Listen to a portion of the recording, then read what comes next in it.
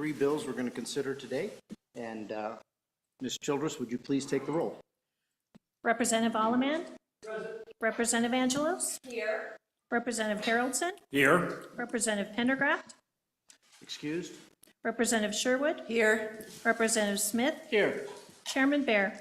Here. Mr. Chairman, you have a quorum. Thank you. One moment here.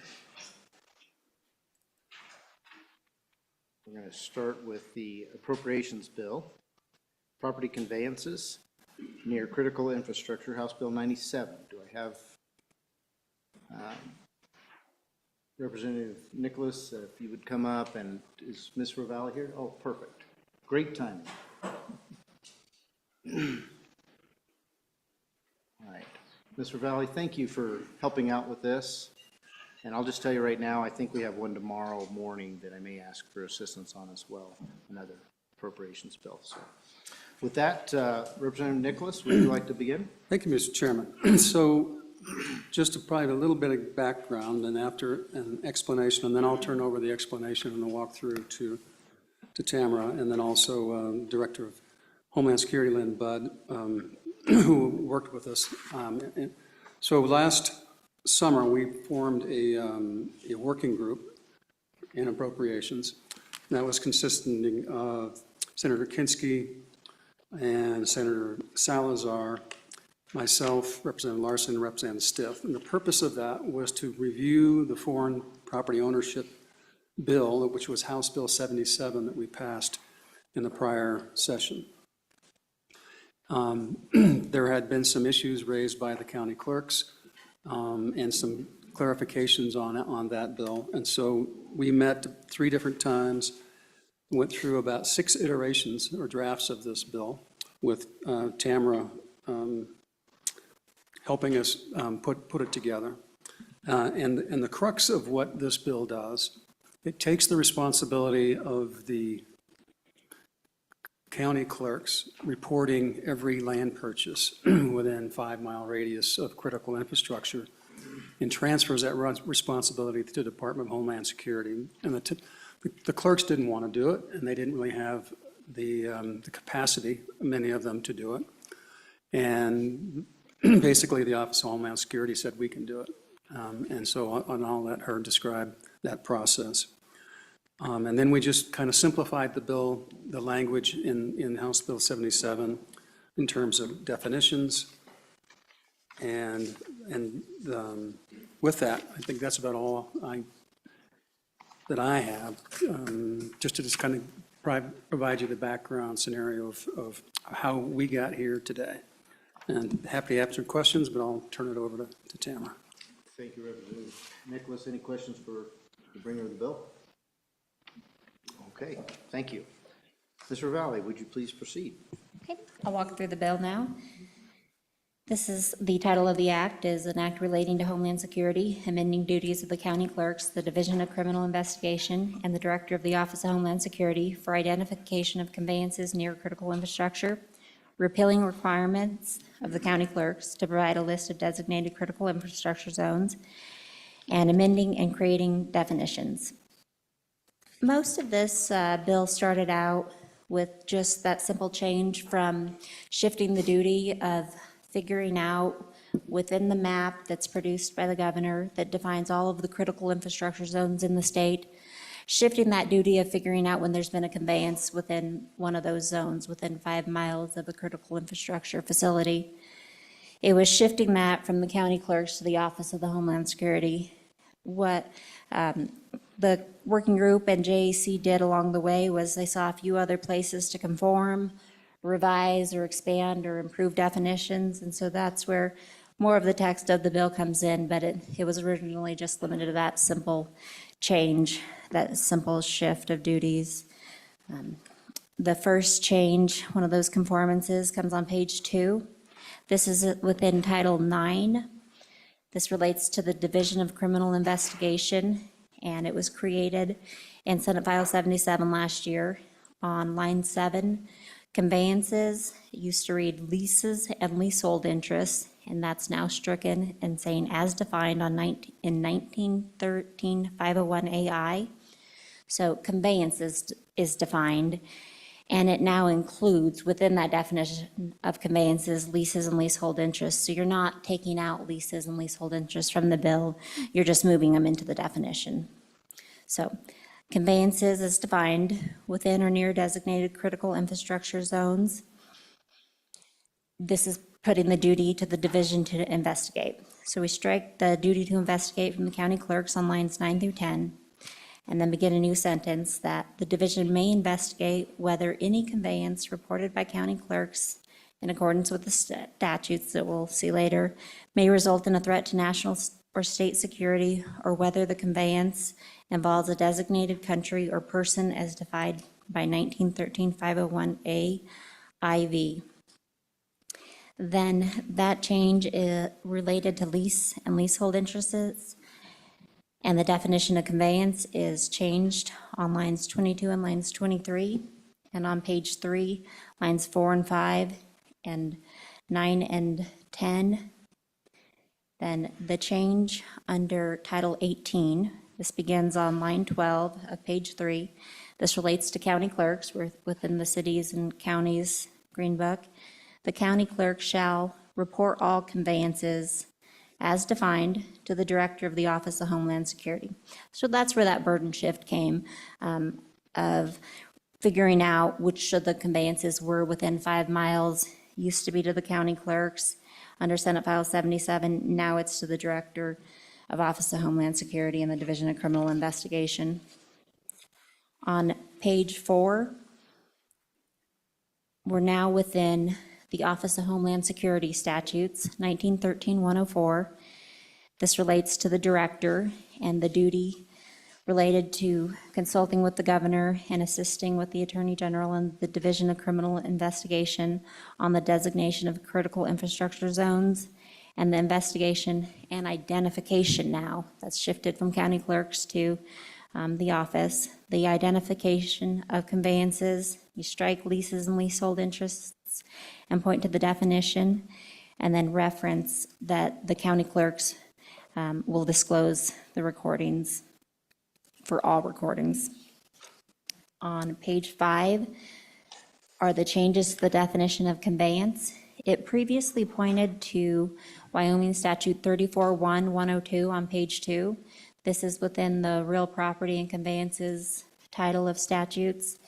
And rather than point to that, we bring in the language of that actual definition on lines 4, 5, 6, and 7 of page 5 with some tweaks directed by the committee.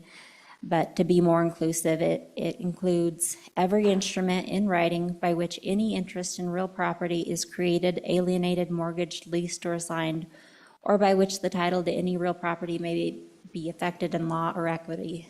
Conveyance shall not include wills. That definition references real property, which is then created on lines 16 through 20 to better capture some of the items that were trying to be captured in the prior definition. Real property is broadly defined to mean all interests in land and appurtenances, including structures affixed thereto and any intangible characteristic that attributes to the market value thereof. It includes surface interests, mineral interests, and poor interests. Ms. Ravelli, I have to admit I had to look up appurtenances. I don't know if that's common, but is it common in our green books, that word? And It is it is. defined, or is it just blacks that we search for that? Mr. Chairman, it is fairly common. It's a fairly common legal term, but this definition, and I think that reference is taken and sort of worked from our definition of real property for the tax statutes for property taxation. And so that is sort of well-known within that realm. Okay, thank you. Please proceed. The change on page 5, line 14, is to update the reference to the Code of Federal Regulations. This is within the definition of designated country or person. It means a foreign government or foreign non-government person determined to be a foreign adversary by the United States Secretary of Commerce. This is an instance where the Code of Federal Regulations was recodified. It's verbatim. 7.4A was just moved into 791.4A, but sometimes the federal government will update their code of federal regulations, and we don't necessarily need to come back in and to update them, but this was a complete recodification into a different number, and so it's been updated here, and it still means the same lists of countries that were identified in the original reference. And finally, on page 6, just some conforming changes, I believe. Still within Title 19. Within 15 days after a conveyance is recorded, the county clerk would report the conveyance to the director and to the Division of Criminal Investigation. Again, the county clerk has no duty to figure out what conveyance was within 5 miles. They simply have the duty to report all of their conveyances and let the director and the division determine if they involve critical infrastructure or location near there. On lines 12, 13, 14, and 15, this is that duty to the director and the Division of Criminal Investigation to determine whether a conveyance is within the critical infrastructure zone or located not more than 5 miles from a critical infrastructure zone. One of the statutes that directed the duties of the county clerks is repealed there in section 2 on line 21, and then the effective date on page 7 is July 1st, 2025. Thank you, Ms. Ravelli. Questions for Ms. Ravelli?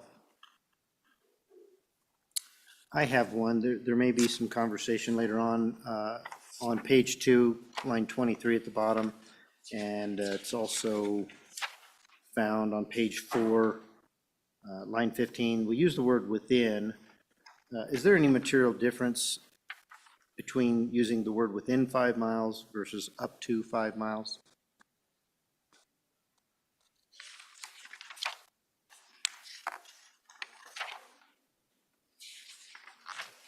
Mr. Chairman, not in my mind.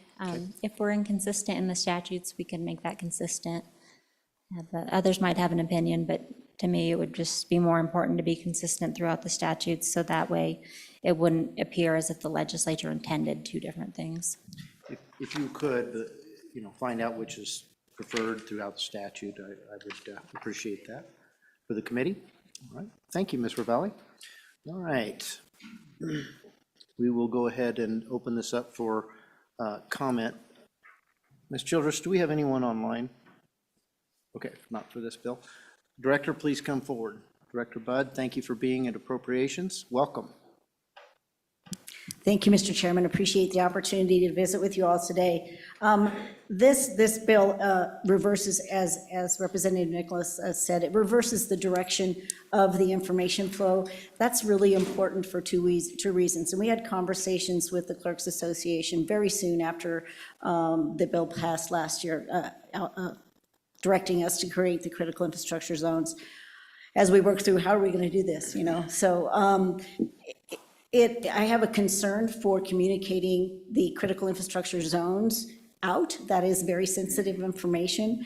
And so that was our concern was we didn't want to be putting that out into the wind, if you will, and keeping it close hold within our office. So that was our concern. And it worked very well in a win-win situation with the clerks who really didn't want to create systems to figure out how they were going to make that comparison. So I think this is definitely a win-win situation for both the state and the clerks, and it makes it more simple and easier to identify those crossroads between conveyances and critical infrastructure zones. I want to draw a picture for you because I think there's some confusion about how we're defining those zones. So what we're doing is putting a dot on the map, if you will, for a piece of critical infrastructure. Maybe it's a power plant or something. We're looking, because we have to do this in parcels, we're looking at the parcels that are touching that piece of land, if you will, that piece of critical infrastructure sits on. We will be evaluating whether or not that is enough of a buffer zone, if you will, to protect that critical infrastructure, or if it needs to be bigger or not. But that's our first shot at that.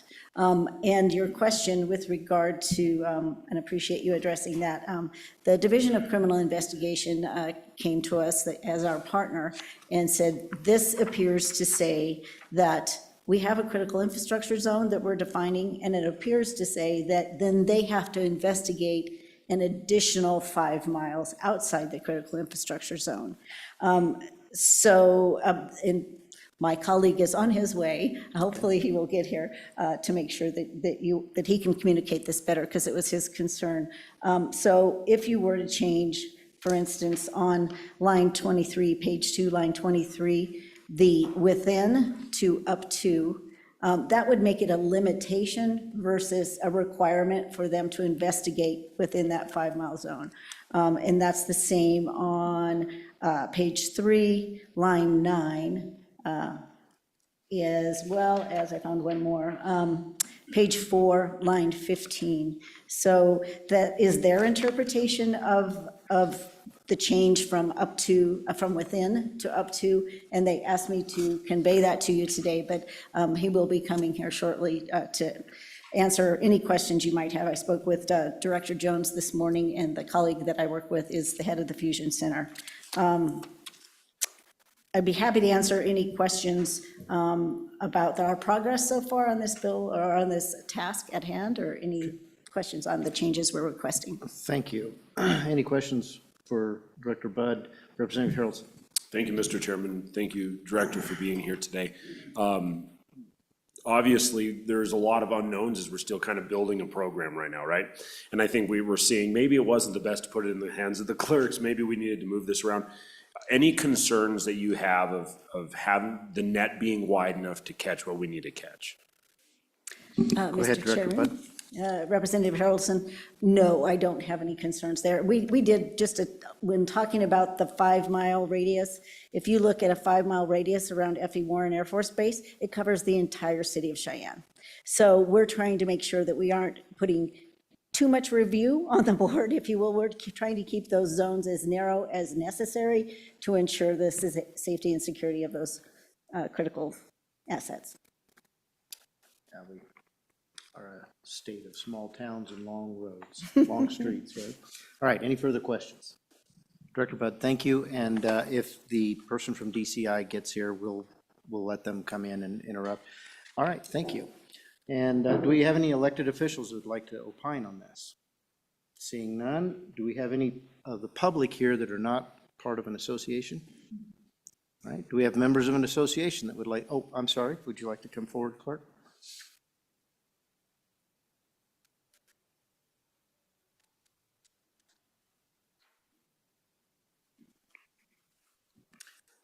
Good afternoon, Mr. Chairman and committee members, back again. I'm Mary Langford, and I have the honor of representing the County Clerks Association. I am here just to inform you that this is a very important piece of legislation for us, for the clerks. We've worked through, this is my file on this bill, and as you know, this has been around for quite a while, the whole concept. The issues that the clerks ran into is the fact that we're willing to do the work, but we aren't able to do the work that was required of the bill that was passed last year. And we've got a great compromise, or we've got a great solution here now, is that we will be able to send the information to the folks that who know who the bad actors are and know where the very sensitive security information is as well. We don't want that on the county level. We don't want it available there. We don't want it, we get public records requests. We get all kinds of things that would compromise that. We don't want that information in our courthouses at all. So with this solution, we will be able to send the conveyances. And trust me, that's going to be a lot of documents that are going to get sent to them. But we will send all those conveyances to Homeland and to DCI so that they can do their work and support that. But we are very much have been very much partners in this and worked our way through it, and we're able and willing to do the work that's required here, and we appreciate all the work that will get done and the RFP that will get our equipment, so we can download every 15 days the information that they need. And I have nothing else. We're happy with this one. If you have any questions, I'm happy to stand for those, but thank you for the opportunity today. Okay, thank you. Any questions for Ms. Langford? I would just ask you this, and I think you answered it in your last comment. It sounds like this is electronically transmitted to those two agencies. Is that Mr. accurate? Chairman, yes, it is. It will be electronically transferred. Don't want Yeah. to kill any more trees than we have to. No, we kill plenty of those. That's right. Recording documents. Thank you very much. You're Appreciate welcome. your being here. Any other public that would like to comment? Any agencies? All right, we'll close public comment. Committee, what's your pleasure? Move the bill, seconded by Angelos. Let's begin. Page 1. Page 2. Representative Elman. I would like to put an amendment on page 2, line 11, right after division, strike may and put the word shall. And I just think that makes it, the rest of the bill says shall all the way through. All right, you've heard the motion. Is there a second? Okay, that dies for lack of second. Okay. All right, further amendments or motions on page 2. Ms. Ravalli, have you had an opportunity to look at that difference between up to and within as far as conforming language? Mr. Chairman, understanding the concern now as it was presented, yes, I think that you could conform that to make sure it's the same throughout, and that you're talking about 5 miles of the critical infrastructure itself to create a 5-mile zone rather than 5 miles of the 5-mile zone. So yes, you might consider whether you'd like to conform that. Okay, let me help everybody understand for the public's sake. So what this would do by changing, the suggestion from the department is to change it from within to up to. That way, any conveyances that touch the critical infrastructure, those will be sent off by, the conveyances will be sent off by the clerk to the department. They'll confirm whether it's an issue or not. And then anything with up to 5 miles, they can go ahead and investigate versus everything within a 5 mile. So every single sale in the city of Cheyenne, because of its proximity to the Air Force Base, would need to be cleared by the department. So think of every home inside the city limits of Cheyenne needing to be cleared by the department. So having said that, are there any motions? Representative Harrelson. Thank you, Mr. Chairman. So I would move that we strike within on page 2, line 23, and replace that with up to, and then any conforming language throughout the rest of the bill to align with such language. So just to help everybody, that would be page 3, line 9, same thing.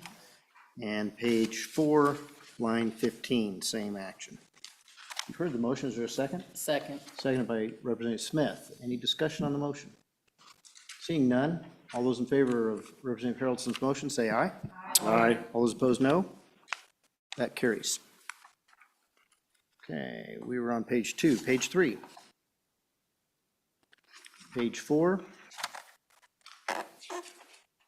Page 5.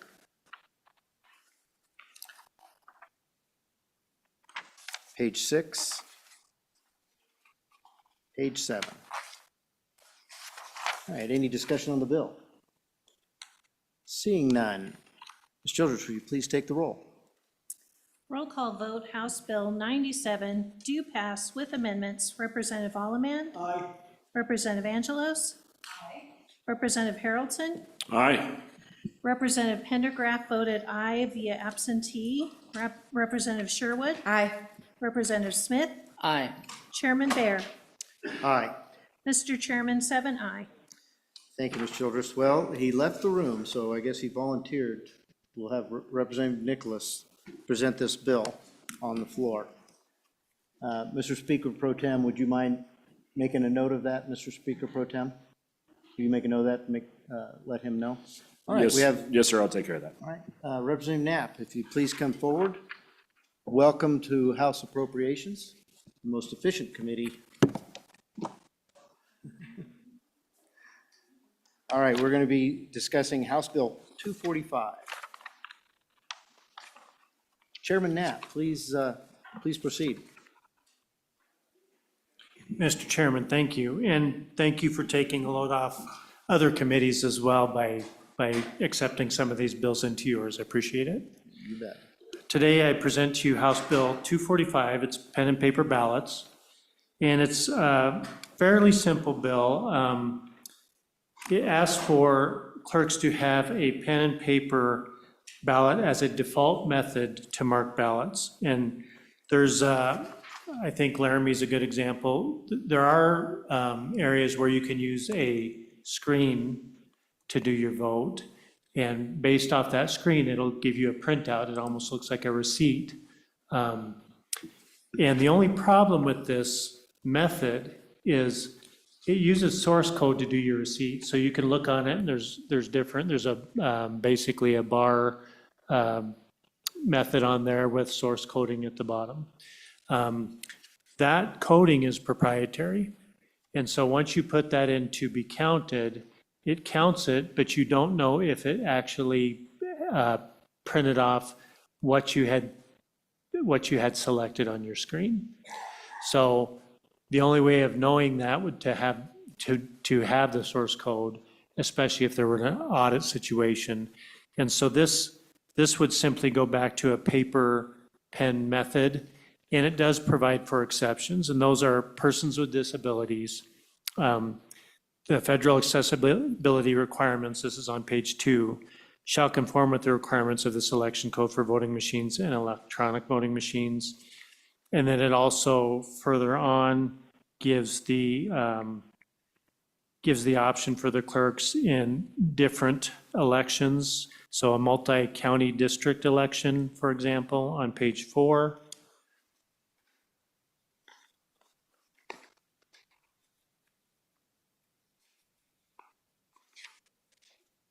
And that, in essence, is the bill. I would take. We're getting thin in here, aren't we? We're getting thin in here. Go ahead, Representative Harrelson. Thank you, Mr. Chairman. And Chairman Knapp, thank you for being here and bringing this bill and having this conversation today. I feel somewhat like I'm in corporations again. I'm enjoying this. But as we have this conversation, obviously I understand, and this goes in line with another bill that's coming through the process, and that is a hand count audit conversation. So in the case where we were to have someone with disabilities that use this technology, how would that align with a hand count audit? Maybe this is a conversation for our clerks as well. I'm just trying to, you brought up a good conversation that I'd like to have. Chairman Knapp. Representative, thank you, Representative Bear. Representative Harrelson, I would have to rely on the clerks to answer that. I could only imagine that in a hand count situation with a disability, you're having to go back and rely on that printout as an exception in that hand count. So I'll let the clerks kind of address that, but that's the way I would imagine that would have to go. Follow up? Any further questions for the bringer? All right, thank you, Representative Knapp. All right, we'll have the Secretary of State. Welcome to House Appropriations. Well, thank you. Great committee. Really appreciate you hearing House Bill 245. And I stand in favor of this bill, Mr. Chairman. And as written, this bill would require county clerks to provide pen and paper ballots to voters as the default method of voting in Wyoming elections. While 22 of 23 counties currently provide pen and paper ballots as the default measure on the day of the election, Laramie County does not.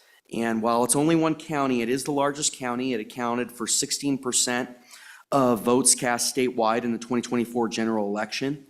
And Laramie County uses this express vote system where voters insert a ballot card in a machine, select their candidates on a touch screen, and receive a printed ballot with a list of their votes.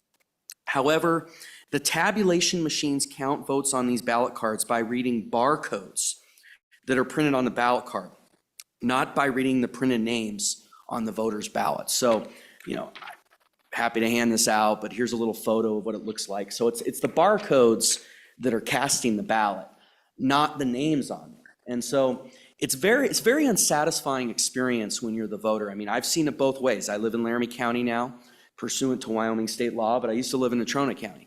And, I'd go in Natrona County, get my ballot on the day of the election, fill in the bubbles, I'd look at it, I'd be responsible for filling in the bubbles correctly and feel good about that.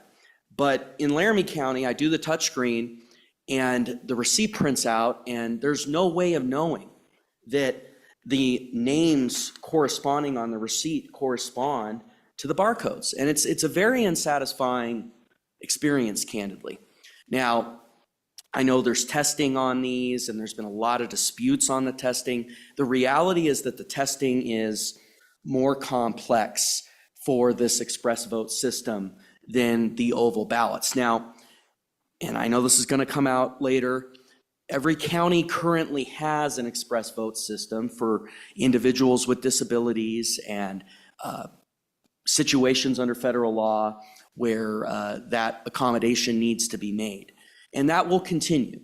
But I think minimizing the express vote usage and certainly not making it the default is the proper policy decision for our state. And that's why I'm in support of House Bill 245, pen and paper ballots.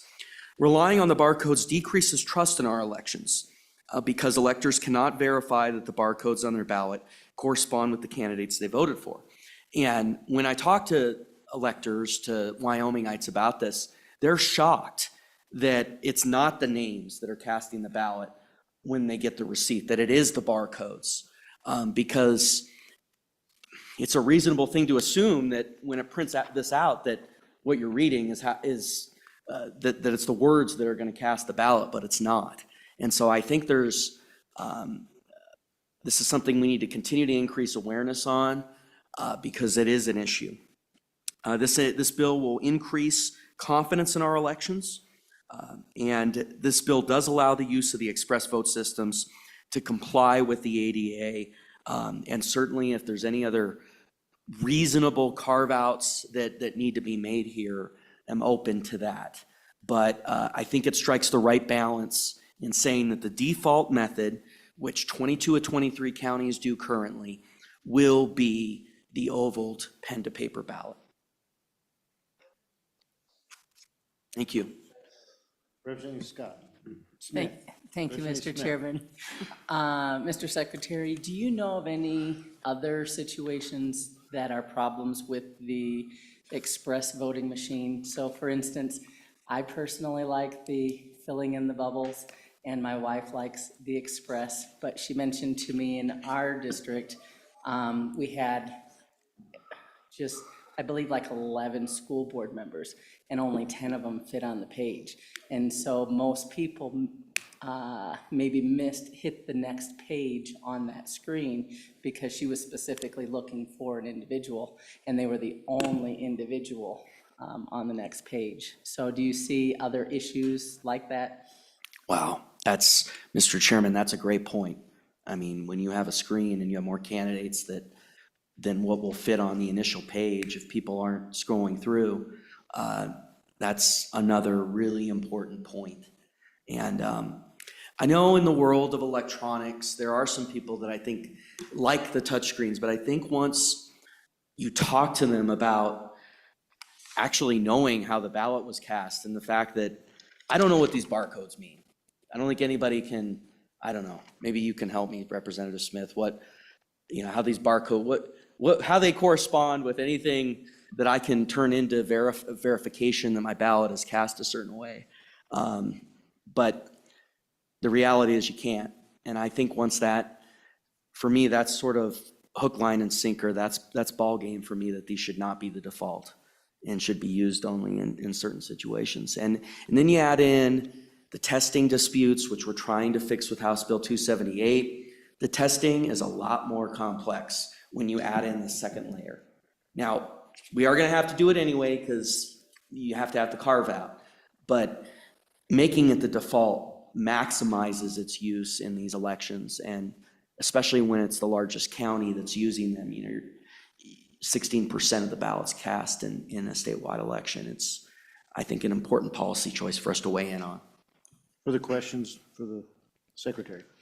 Mr. Secretary, have you looked at what the cost would be to this one county to switch over to paper ballots? Mr. Chairman, I do believe on the fiscal note, we did do sort of an estimate. The state has long picked up that cost through election readiness account.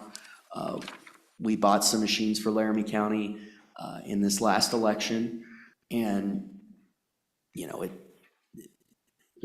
they were currently in use, so we went ahead and did that, so we'd have a smooth election, but, and we'll do that to adhere to the bill. Election readiness has borne this cost, and we have quite a balance there, so we would be able to bear it. Thank you, Mr. Secretary. Oh, Representative Sherwood. Thank you. Thank you, Secretary, for being with us today. Yeah. I have not voted in Laramie County because I'm not a resident here, so I don't have this experience. But are you able to, as a voter, ask for a paper ballot when you go into your precinct location? Mr. Secretary. Mr. Chairman, I believe the Laramie County Clerk is going to be up here and testify. I believe no. The answer to that is no. But go ahead and ask her. Follow up? But I think that, the option could also be provided the opposite way. Certainly, I wasn't aware of it, and I'm the chief election official for the state, and so I think the word out there has not been gotten out there that this is an option. But I didn't see any place, there's no table to go. You just have, you go to a vote center and there's 30, 40 of these machines. And I think that's part of why the answer is no, is because in Laramie County, they would have to have every single ballot style. Follow up, Representative Sherwood. All right. Thank you, Mr. Secretary. Thank you. All right. Ms. Langford, please.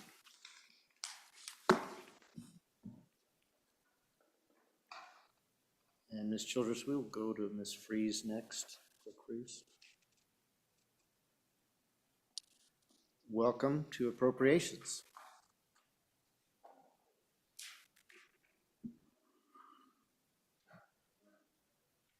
Please introduce yourself and tell us your position and Mr. your thoughts Chairman? on this bill. I'm Mary Langford, and I have the honor of representing the county clerks for the third time today. With me at the table, I have the Honorable Deborah Lee, who is the Laramie County Clerk, and I brought her because this primarily affects her county. A couple things that you should know is that the Help America Vote Act requires every polling place to have a handicapped accessible machine. So the express vote is what's used in Wyoming, and every polling place needs to have those. They accommodate folks for all kinds of issues. They will read the ballot to you. You can wear headphones and they will read the ballot to you. They have Braille on them. They have, you can invert the screen so it would be easier for you to read the ballot. You can make the ballot bigger, you can make a ballot smaller. There's a lot of options to accommodate not just what you think of the typical handicapped person, but people that have issues. And especially, in my experience, it was folks that are shaky, that can't fill in a bubble. It was much easier for them to vote on an express vote type of machine, where it's a touch screen and it generates a ballot at the end that you put into the tabulator that goes with all the other ballots, that you fill in the bubble ballots. So anyway, just explanation of that. Everyone is going to be involved with this default issue to some extent. The biggest hit is going to go to Laramie County because that's their primary equipment that they use. And with that, I know that we have Clerk Freeze available, and I don't know if we've got any others. There may be someone else, but I'm going to turn it over to that team of folks so they can talk to you specifically about this. Before we go to Clerk Lee, are there any questions for Ms. Langford? Okay. Clerk Lee, please. Thank you, Mr. Chairman. I have some prepared remarks, and I think it will address some of your questions. Laramie County's worked hard to support credible, free, and fair elections and to provide opportunities for voters of all abilities the opportunity to exercise their right to vote. We pioneered the use of vote centers in Wyoming, the use of electronic poll books, championed expanded early voting opportunities, and we used ID scanners for scanning Wyoming driver's license and IDs since 2021. We value having voting equipment that enables all voters, regardless of ability, to vote on the same equipment. For decades, Laramie County has used touchscreen voting machines for in-person voting. From 2006 to 2013, Laramie County offered voters the choice of using the touchscreen or pen and paper. This multi-year experiment showed the vast majority of our voters preferred the touchscreens over the pen and paper. So in 2014, the Laramie County Clerk then went to all touchscreen machines. Accessible voting machines, as you have heard, are required under the Help America Vote Act, and they enable voters to vote independently and privately. In Laramie County, all voters are treated the same. Persons with disabilities are not using equipment that produces a different-looking ballot. If a disabled voter's ballot has a different appearance, that singles out that ballot, possibly compromising the secrecy of their vote, and measures are then taken at the polling place to protect against that. So in other words, you encourage other voters to use that equipment. In 2016, Laramie County used vote centers and electronic poll books.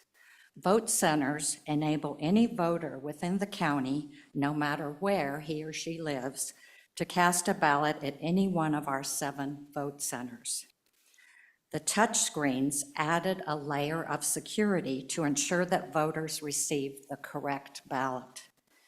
We are able to mitigate the risk of a voter receiving the wrong ballot during the election because voters are issued their ballot immediately upon check-in, because the ballot style is linked directly to the registration. The risk of human error is greatly reduced with our touchscreen system. Touchscreens ensure the accuracy of the vote. Voters have 2 opportunities to review their ballot before it's cast, once on the screen and then on the printed paper. Touchscreens produce an error-free ballot. They do not allow a voter to overvote. And an overvote is when a voter makes more choices than what is allowed. So in other words, if it says vote for 1 and they pick 2, that race is then not counted for that ballot. So I invite you to look at the election results on the Secretary of State's websites to see how many overvotes are in your county. You might be surprised. These numbers, again, are votes that were not counted because voters made mistakes. Laramie County, for its size, because of the method we use, has significantly fewer overvotes. Touchscreens also alert the voter if they've undervoted, meaning they choose fewer candidates than what is allowed. And it's just an alert. It doesn't force them to do it. It just says, hey, you could pick someone else, or another name, rather. Write-in names are printed and thus easily read without having to be deciphered. Our post-election audits in Laramie County have demonstrated 100% accuracy. We do not have the security risk of a large supply of blank ballots at polling locations because the voter's individual ballot is produced and issued only upon check-in. The touchscreens enable Laramie County to operate more efficiently, effectively, and accountably. We do not have to print, secure, and account for large quantities of ballot stock. The touchscreen ballot can also not be forged or taken to a local copy shop to be duplicated and entered into a tabulator. Vote counting machines or tabulators read barcodes in the same way they read the oval positions on your paper ballot. So a summary card with barcodes contains the exact same data as on a hand-marked ballot. Laramie County, as you might expect, has made a substantial investment in our equipment. We received our first touchscreens through the Secretary of State's office in 2020 and additional ones in 2024, as the Secretary mentioned. Our requests were well vetted before being approved. Should this bill pass, the effect on Laramie County will be significant. It will upend the way we do elections. We will have additional costs for ballot-on-demand printers, tabulators, and the possible elimination of our vote centers, requiring us to hire at least twice the number of staff that we currently have. We would also likely need to procure additional warehouse space for equipment and all the ballots. The effective date of July 1, 2025 does not give us sufficient time to plan, prepare, and educate voters in advance of a 2026 election. So, Mr. Chairman, I view local control as very important in this matter, and I think the responsibility and the decision should be made at the local level. That's me speaking personally. Thank you. Is that you, Representative Harrelson? Yep. Go ahead. Question for Clerk Lee.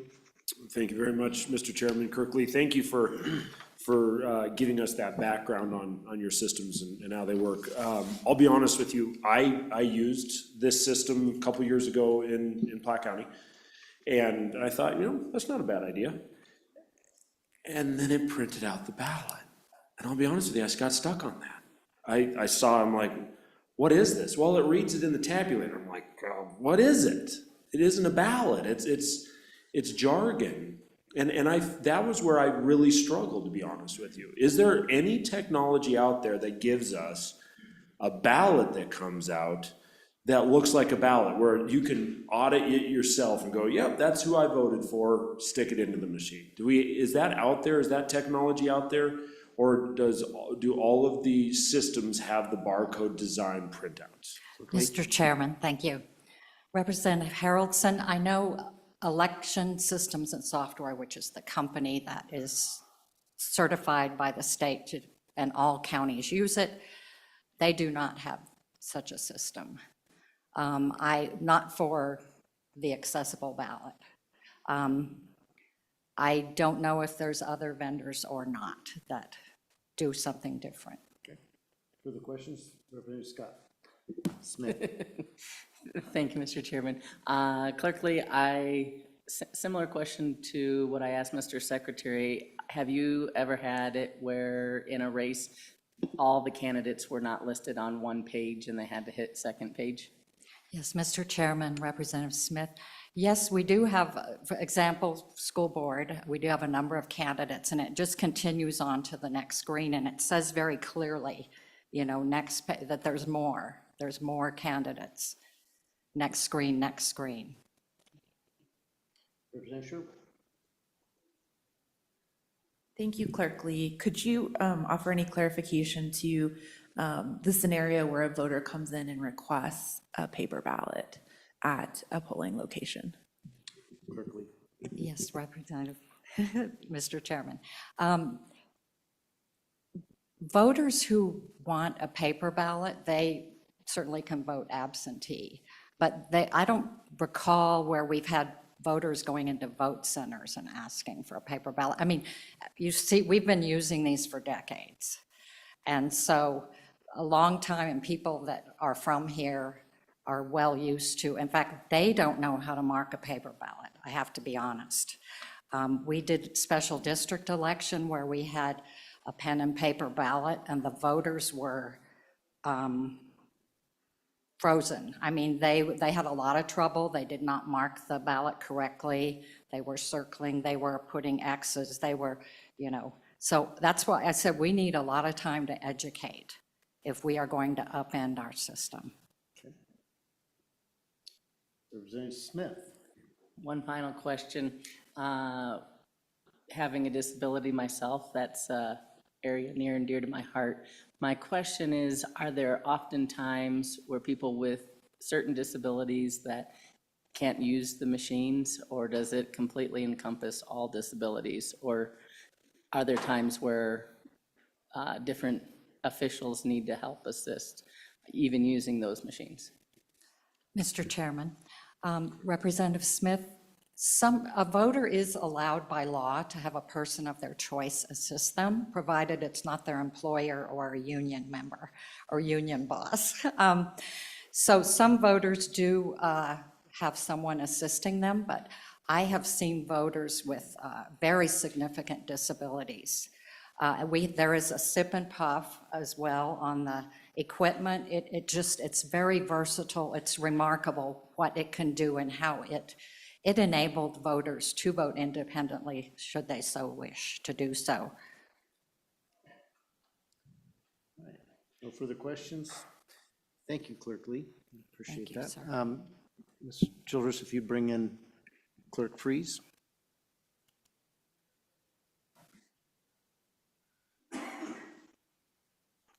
Clerk Freeze, welcome to Appropriations again. Good afternoon, Mr. Chairman and members of the committee.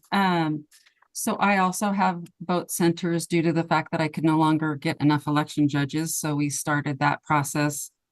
I would like to ask that you consider the rights of the voters to select printed paper ballots or to use the express vote marking device. I want to make sure that everybody understands it's a marking device only, does not count.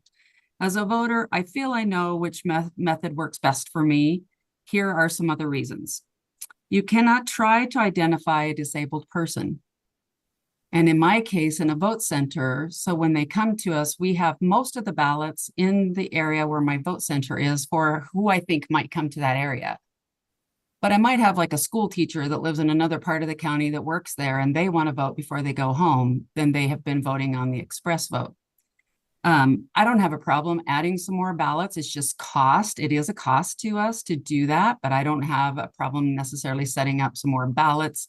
But I have the most splits, I believe, in the state. Splits meaning I have commissioner districts that nobody else has. I have a number of legislative districts, and I have a lot of special districts, making our ballots have a lot of splits, so to speak. So being able to walk over and get them the correct ballot. I've had to redo elections because my election judges unfortunately didn't give out the right ballots, and it affected the outcome of the race. So it's super important that we make sure that each one of our voters get the right ballot that they're supposed to have. All voters have the right to select a voting method that is certified through the EAC, Election Assistance Commission, that works best for them. And those are vigorously worked through the National Institute of Standards and Technology. I've been on a number of national boards and actually went through the process of seeing how NIST was going to test all voting machines way back in the beginning of HAVA. And not all people are visibly disabled. We have a lot of people who maybe can't read or do better if you read to them, but they're not going to tell you that. They're going to feel better knowing that they can go to an express vote, put the earphones on, and be able to take their time and listen to all of the ballot propositions and all the candidates and make the decision there. But they don't want to tell you that. They don't want to be singled out. And I will tell you, if I broke my right arm today, I don't consider myself disabled, but for that day I would be, because there's no way I can write with my left hand. So we don't always know who might need that machine, and that's why it's a good choice for them. If they don't trust them, then they shouldn't be using them and ask for a paper ballot. I won't be asking my election judges, if this passes, to ask people if they're disabled. That's just setting us up for lawsuits, which I am not willing to participate in. I believe every voter has the right to choose, again, what they would like. Why are the express votes worrisome to some people? So I'm understanding about the barcodes and all that, and it's, we don't understand if you don't work in that system. We do our ballot coding here, so I do understand coding a little bit, and I know the ballot barcoding, and Clerk Lee says the same thing. You have coding also on your ballot, regular ballot, along the side. That's where their barcodes are, and they're reading it as well. And they have two opportunities on the express vote, like she mentioned. You get to see it on the screen, then you take it out. And if you're not sure that it really says what it says, you can put it right back in and it'll put all your votes back in there the way you did. We do test these, and we are going to test them even more vigorously.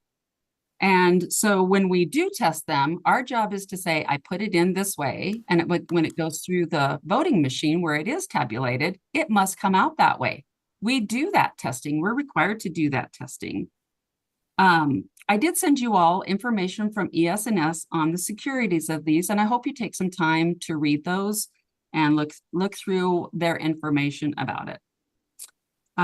Please allow voters to make their choice on this, and I stand for any questions. Clerk Freeze, thank you for sending that information. I have been perusing that. Appreciate that. Appreciate your comments. Any questions for Clerk Freeze? Representative Smith. All right, thank you, Clerk Freese. Quick question. You mentioned in one of your opening statements that you had a hard time getting volunteers. Would you be in favor of like a jury pool type system where people come and serve and do their civic duty to help out with elections? Clerk Freeze. Mr. Chairman, Representative Smith, you know, I want people who want to serve their community, because we actually have like 200 to 300 voters that we have to pick every time. And these are people who actually want to do that job and they want to do their civic duty. And then by the time election day rolls around, I am super surprised anymore that my list is depleted because they can't be there. They don't want to be there. In this day and age where there's a lot of scrutiny about elections, a lot of them have told me, I don't need to work under that kind of a method. So I really hate to make people do something they don't want to do. So I would hope we don't have to go that direction, because I want people to want to do this job. Okay.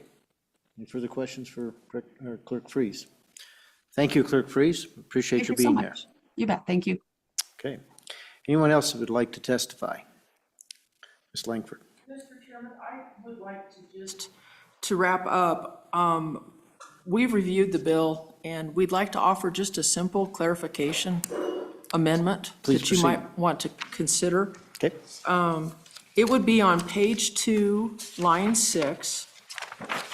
And this has to do with the disability language that's in the law. If I can find my page 2. Okay, line 6 on page 2, where it goes devices for use by, we would like to strike persons with disabilities and say electors who choose to use them. Because it could be anybody. And with that amendment, if you move down to line 17, also on page 2, where the definition of disability is, you'd be able to strike that completely. Okay. Any questions, Ms. Langford? All right. Thank you. Ms. Hermes, if you'd like to come up,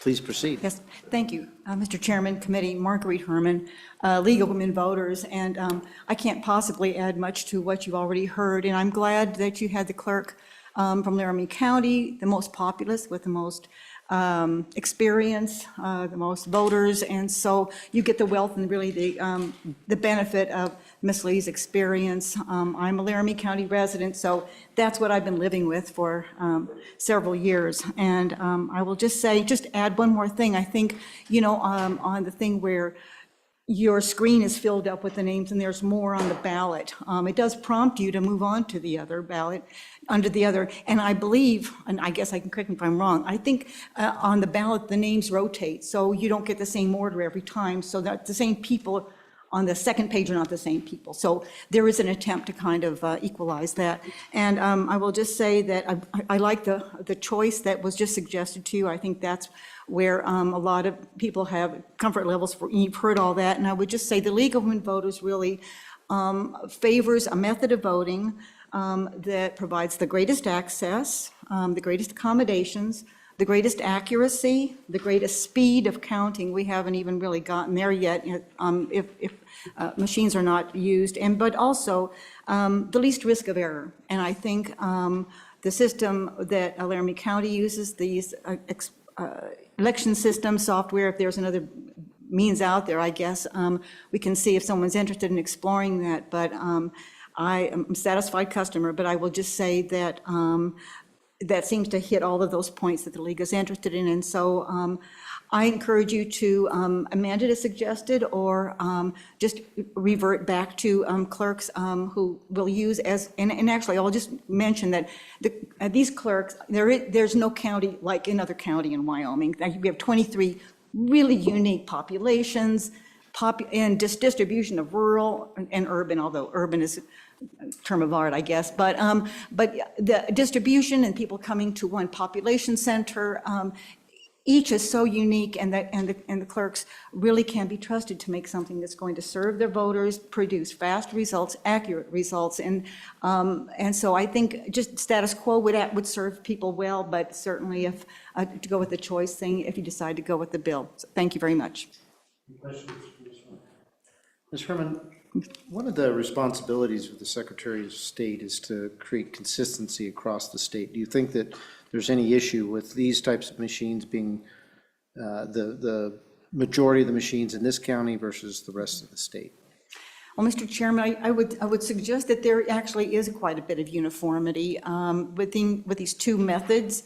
That there are two methods, but within those methods, I think that the responsibility is to make sure that they are used the same way, and voters are given the same access, and the same accommodations are made throughout county to county, and so there is uniformity within the local accommodations. I think the clerks, and you've seen the association, they consult with each other, they talk about problems, they come to common solutions. So there is already a great deal of uniformity, but as we all know, the counties vary differently, and sometimes the solutions take on a choice of options depending on the county. Thank you. Okay. All right, is there anyone else here to opine on this particular bill? Seeing none, we will close public comment. Committee, what's your pleasure?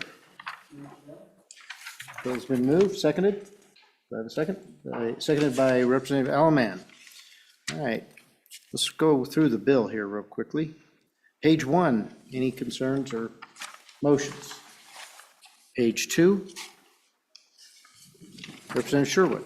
Mr. Chairman, for our consideration, I'd like to offer an amendment on page 2, line 6, removing the phrase "person with disability," replacing it with "electors who choose to use them." And then on lines 17, 18, and 19, removing that definition. Okay, you've heard the motion. Is there a second? Seconded by Representative Harrelson. Any discussion on the motion? No discussion. All those in favor say aye. Aye. All those opposed, no? No. Okay, that fails. All right. Any other motions on page 2? Page 3? Page 4? Page 5? Any discussion on the bill? Seeing none, Ms. Childers, would you please take the roll? Roll call vote on House Bill 245 do pass. Representative Alaman? Aye. Representative Angelos voted aye via absentee. Representative Harrelson? Aye. Representative Pendergraft voted aye via absentee. Representative Sherwood? No. Representative Smith? Aye. Chairman Bear? Aye. Mr. Chairman, 6 aye, 1 no. Thank you. Thank you, everyone that was here for that bill. Now we are going to move on to House Bill 248, and I'll be handing the chair over to Representative Smith.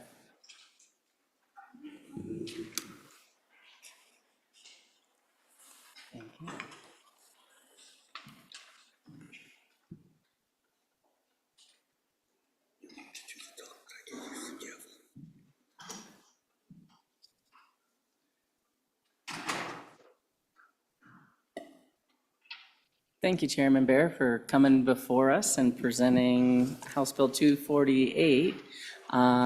Would you mind please presenting the bill? Thank you, Mr. Chairman, and thank you for entertaining this bill and your committee.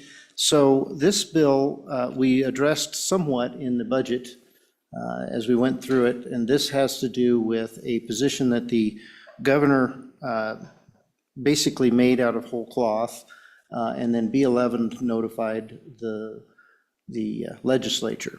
And this position had to do with the board that was created for determining and managing the charter schools in the state.